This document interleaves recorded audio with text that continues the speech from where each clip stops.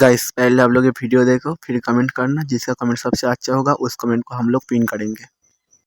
तो चलिए शुरू करते हैं। বুঝলি রে এখনকার খৈনি তো সেরকম স্বাদ নাই, কচলেতে কচলেতে ধুলা হয়ে গেছে। হ্যাঁ আবার কে ফোন করলে বে? হ্যালো কিডন্যাপার এমারুল বলছি, তোর ছেলে আমার কাছে আছে। না। তুই চাস যে তোর ছেলে দুনিয়া দেখুক? হ্যাঁ হ্যাঁ তাহলে 3 লাখ টাকা দে। ছাড় বাদ দে, মানে এমনি দুনিয়া প্রচুর বড়, পুরো দেখতে পারবে না।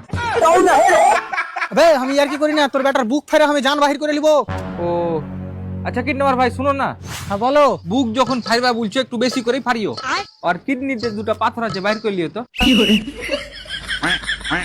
অপারেশন করতে লেগেছিল, মানে ডাক্তারে প্রচুর পয়সা চাইছে। আবে শালা আমি ডাক্তার লয়, তোর বাচ্চা নিয়ে যা, টাকা দিয়ে যা। ভাই আমার কাছে টাকা নাই। কেমন ভাববে তুই? মানে সামান্য কিছু টাকার লেগে তোর রক্তকে বাঁচাবি না? রক্ত ভাই আমার জন্মের পরই শুকিয়ে গেছে। ওই ছোড়া জন্ম হওয়ার পর আমার মদ শুরু হয়েছে। নাকিটি ছুরি না, এটা বাপ কোনো মতো হইতে পারে না। আবে তুই তোর বহুকে দে। হ্যাঁ দিছি, এলএটি তার নাম ফোন করেছে। দেখ দেখে নি মিনসার কথা, এখন আবার আমি কোনটা নাং পাবো রে? নহন দেখে জান বাঁচে না।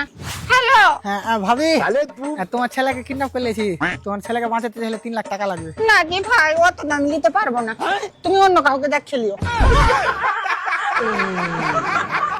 আমি এখানে কাপড় বিক্রি করতে আসিনি, তোমার ছেলেকে কিডন্যাপ করেছি। তো দামটা ঠিকঠাক করে বলো না। আচ্ছা ঠিক আছে, কত দিবে বলো? ঠিক আছে তাহলে আমার ছেলেকে বাড়িতে রেখে যাও, আর 2 প্যাকেট রেশনের আটা গেলা নিয়ে যাও।